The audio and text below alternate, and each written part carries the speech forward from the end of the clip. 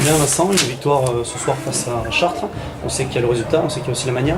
Qu'est-ce que tu penses de la prestation de nos joueurs ce soir? Je pense surtout que le premier carton il est très bien entamé. Leur passage en zone à Chartres nous a permis d'avoir des tirs ouverts, ce qui nous a fait prendre un match à conséquent de 8 points qu'on a gardé quasiment jusqu'à la fin.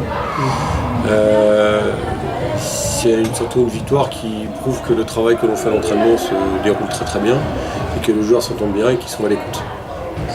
Le retour du patron, au-delà du plan statistique, est-ce que on a l'impression que ça a un impact énorme sur le mental des troupes et sur la maîtrise que peut afficher l'équipe? C'est normal puisque c'est un joueur référencé, extrêmement performant, qui est plus à présenter.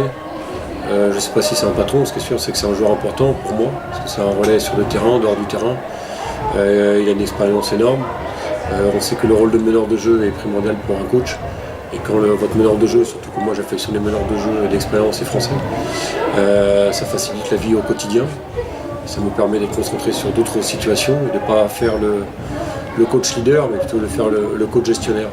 Donc ça me facilite la vie. Ouais. Cette réussite ce soir, elle est annonciatrice d'une progression à venir? On va progresser, on a déjà progressé. Je pense qu'en première mi-temps, on a vu des belles situations de phase de jeu avec beaucoup de partage. On se fait un petit peu peur à la fin parce qu'il y a la fatigue, parce que malgré tout, on a réintégré un nouveau joueur qui est Warren cette semaine. On intègre beaucoup de joueurs quasiment toutes les semaines. On a le retour de Flo Lesca aussi, qui était dans le groupe et qui la semaine prochaine va reprendre totalement l'entraînement collectif. La difficulté, c'est qu'on joue 2 fois de suite à domicile. Et c'est toujours difficile de jouer 2 fois de suite à domicile après une victoire lors du premier match. Donc j'ai hâte de demander de la concentration aux joueurs, et c'est là qu'il faudra s'appuyer sur les joueurs d'expérience, que ce soit Randall Media, Ludo Igvati ou Flo Lesca. Jean-Pierre. Malheureusement pour Prior, on a découvert Warren Racine ce soir. C'est une bonne pioche apparemment. Parce qu'il a l'air de s'intégrer rapidement, il pige les situations. C'est un joueur très intelligent, c'était le meilleur joueur espoir il y a 3 ans maintenant avec Nanterre. C'est un joueur qui était dans le groupe de Pro A avec Nanterre tout le début de l'année. Il a fait 5 matchs en Pro A et 4 matchs en Coupe d'Europe, je ne sais plus laquelle. C'est un joueur d'impact de l'équipe de France, jeune. Il a joué en Pro B aussi, avec beaucoup de matchs à son actif, plus de 40. Donc c'est quelqu'un qui a le basket et la connaissance QI basket importante pour la Nation de la Lune, parce qu'il peut jouer dessus largement. Ce qui est intéressant, c'est qu'il est français. Donc, même quand Greg va revenir, on pourrait très bien les aligner ensemble, mais ça c'est notre histoire, on va attendre le retour de Greg. Quand Ludo est sorti à 8 minutes de la fin, tu as eu un peu peur, moyennement peur? Non, parce qu'on a déjà joué sans Ludo. Je vous rappelle qu'en première phase, Ludo il a raté 5 matchs. On a déjà gagné des matchs importants à domicile sans lui. Le dernier en date c'est Andrézieux ou Boulogne. Donc on sait qu'on sait jouer sans lui.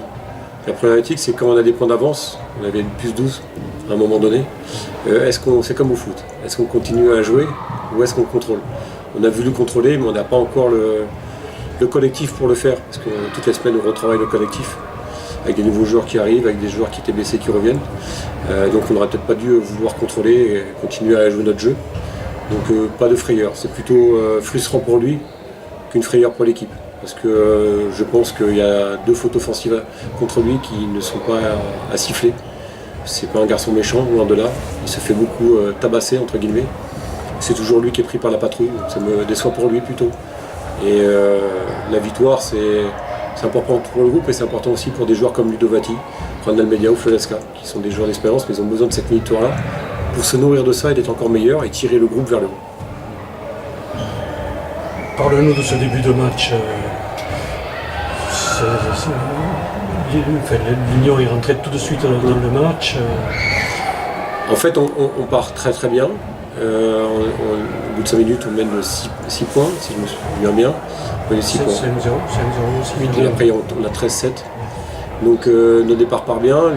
Chartres décide de jouer, de faire une zone, parce qu'on a eu des difficultés contre la zone à des matchs précédents, notamment à Jette-Vosges. Mais il n'y avait pas la même équipe sur le terrain, notamment à la Maine. Et en fin de compte, ça nous a permis d'avoir une réussite à 3 points sur des joueurs débutant le match, donc étant frais, comme Ran notamment. Et comme on a un bon jeu de passe, les ballons ont été bien ont bien circulé, ça nous a permis d'avoir des tirs ouverts sur leur, sur leur défense de zone. Et ça nous donne un 29-21 à la fin du premier quart-temps.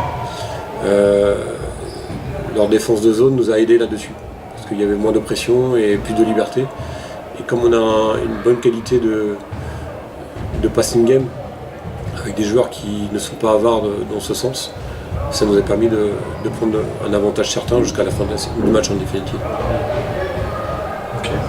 Merci Vincent. De rien.